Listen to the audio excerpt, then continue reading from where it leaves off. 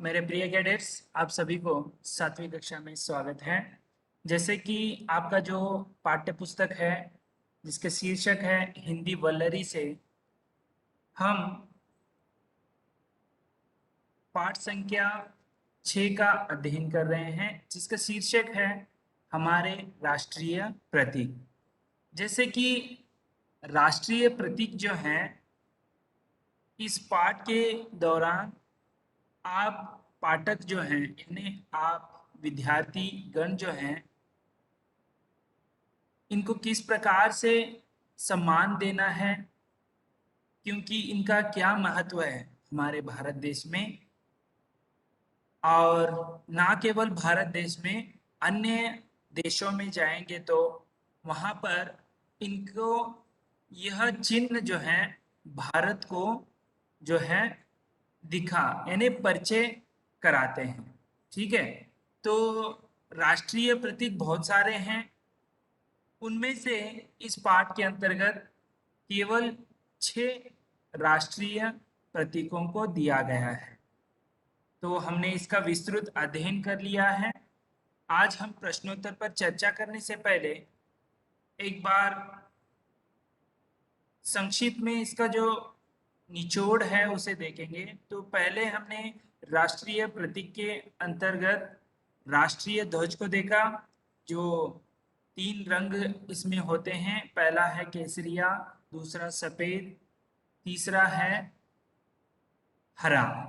तो ये किन किन का प्रतीक है?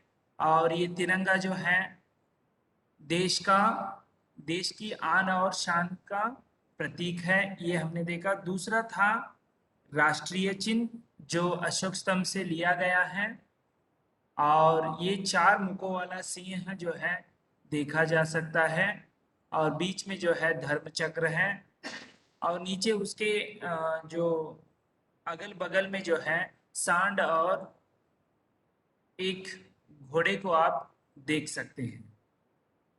और नीचे क्या लिखा हुआ है? सत्यमेव जयते।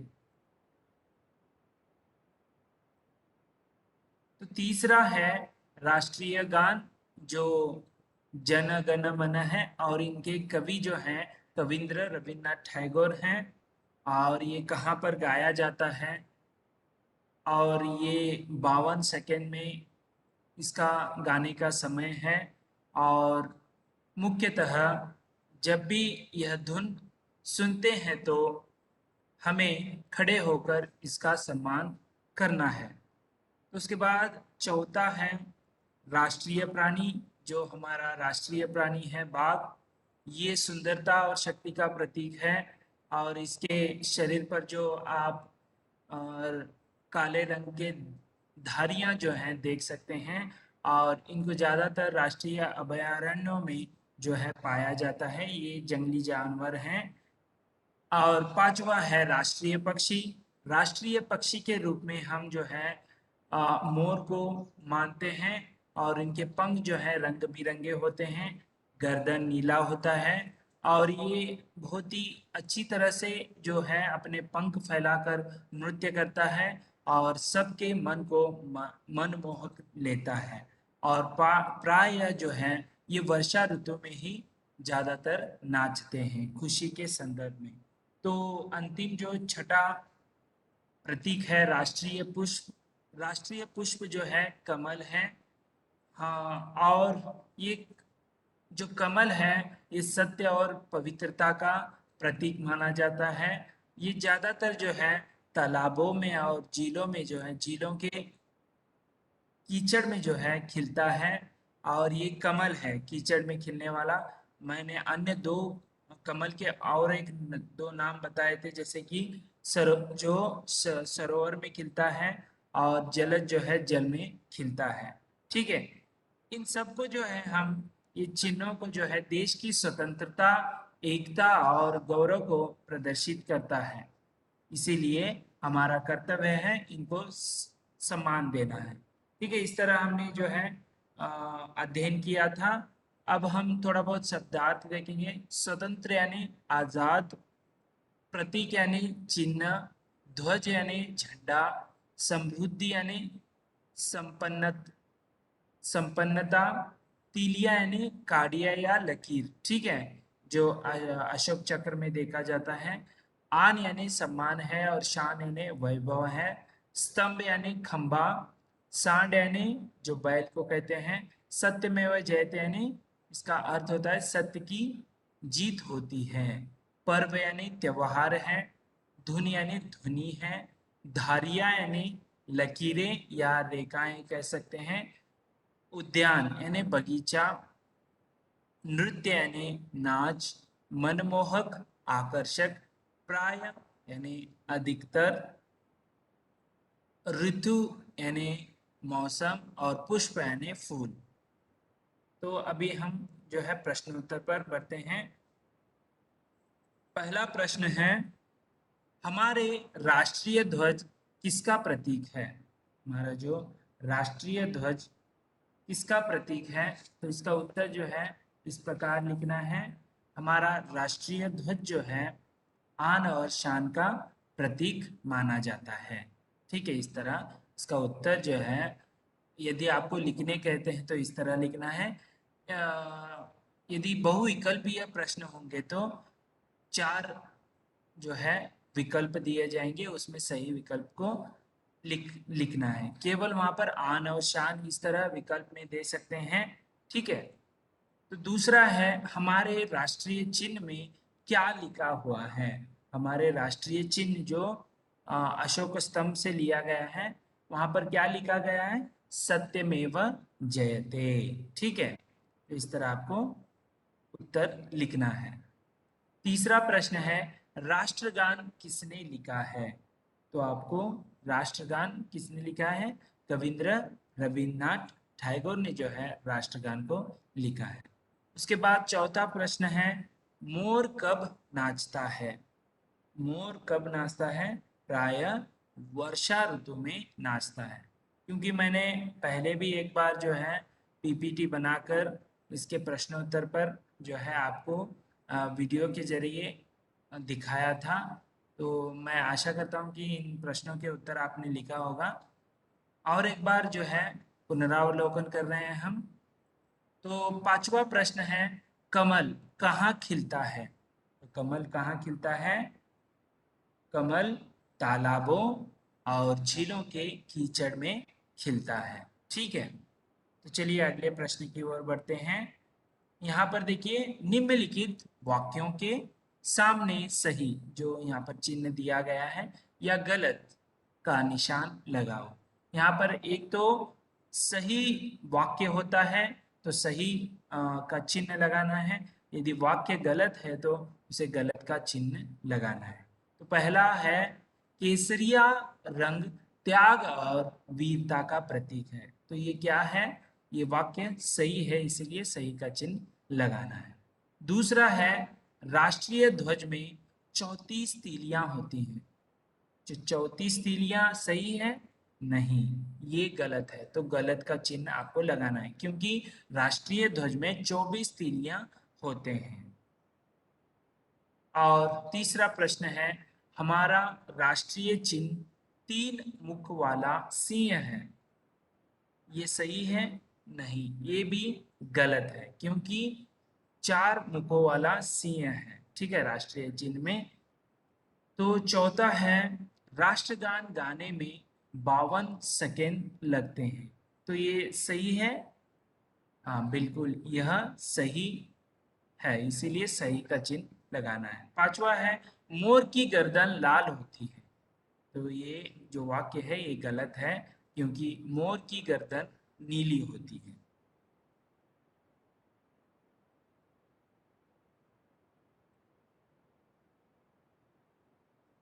आगे बढ़ेंगे।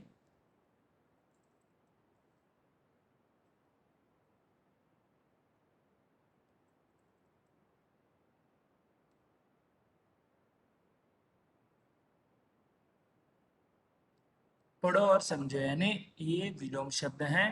पवित्र का विलोम शब्द है अपवित्र। सत्य का विलोम शब्द है असत्य। और एकता का विलोम शब्द है अनेकता। चौथा है, विजय का विलोम शब्द पराजय। स्वतंत्रता, स्वतंत्र का विलोम शब्द है परतंत्र। यहाँ पर आपके लिए यदि आपके पास ये किताब है तो, पाठ्य पुस्तक जो है तो वहाँ पर कुछ उन्होंने डॉट डॉट्स वाला चित्र जो है, बिंदुओं का चित्र जो है, मोर को वहाँ पर दिया गया है। आप उसे पेंसिल से जो है जोड़कर इस मोर को बनाना है, चित्र निकालना है और इसे क्या करना है, उसमें रंग भरना है। यदि आपके पास इस किताब है तो आप ये जो है कार्य कर सकते हैं। चलिए, सोचो, सही शब्द चुनो, चित्रों के आगे लिखो। यानी राष्ट्र ध्वज दिया गया है, राष्ट्रीय राष्ट्र प्राणी दिया है, राष्ट्रीय पक्षी, राष्ट्रीय चिन्ह, राष्ट्र पुष्प, अशोक चक्र। तो हमें यहाँ पर पहले चित्र में क्या दिख रहा है, राष्ट्रीय पक्षी है, दूसरे में अशोक चक्र है, और तीसरा जो है राष्ट्रीय ध्वज है, चौथे में जो है राष्ट्रीय प्राणी है, पांचवे में राष्ट्रीय चिन्ह है, और छठा है राष्ट्रीय पुष्प। यहाँ पर देखिए आगे क्या कहा गया है, का के की से बने वाक्य पढ़ो और समझो। का के ये जो है कारक के संबंध कारक में आने वाले, कारक के अंतर्गत 8 प्रकारों के अंतर्गत संबंध कारक जो है का के की, यानी संबंध को जोड़ते हैं। किस तरह, देखिए वाक्य के जरिए हम जो है उदाहरणों के जरिए समझेंगे। यह गीता का खिलौना है, यानी ये खिलौना किससे संबंधित है, गीता से संबंधित है।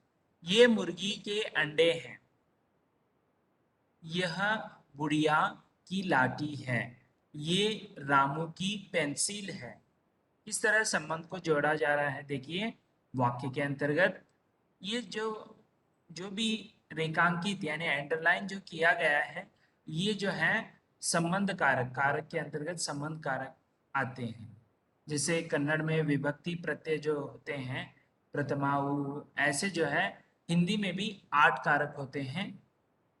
वे बतख के बच्चे हैं, वह बालक की किताब है, वे मीना के गहने हैं, वह माला का भाई है। इस तरह संबंध को जो है जोड़ रहे हैं, इसके अंतर्गत आप देख सकते हैं। चलिए आगे बढ़ते हैं। नीचे दी गई तालिका से अक्षरों को चुनकर सार्थक शब्द बनाना है आपको। तो किस तरह, देखिए एक उन्होंने दिया है भारत, उसके बाद जो है आप बना सकते हैं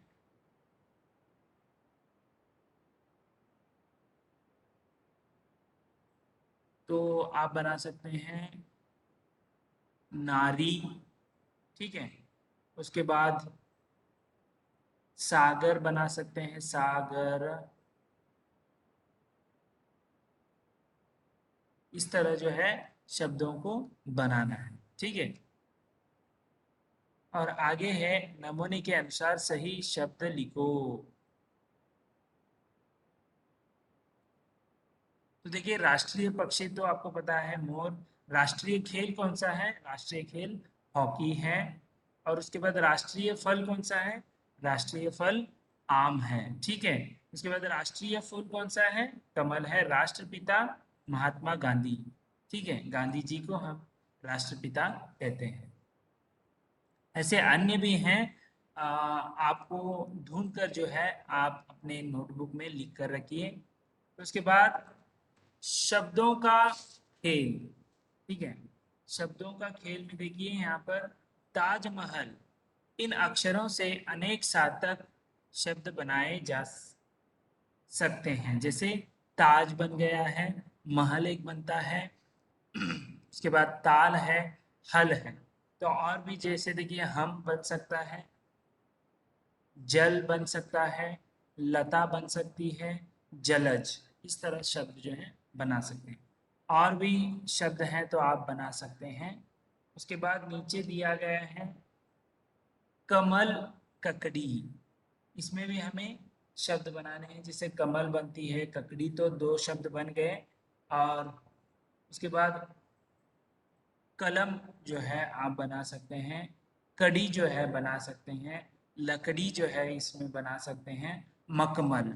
इतने शब्द जो है इसके अंतर्गत बना सकते हैं। बाकी के जो है आप जो है 2 आपके लिए गृह कार्य हैं। इससे बनने वाले आपको 6 जो है शब्द लिखने हैं। तो इस तरह आज हमने पाठ संख्या 6 जिसका शीर्षक था हमारे राष्ट्रीय प्रतीक, इसका हमने संक्षिप्त विवरण के साथ साथ प्रश्नोत्तर पर समग्र चर्चा किया। अगले लाइव क्लास में या वीडियो में हम अगले लेसन के साथ फिर से उपस्थित होंगे। धन्यवाद।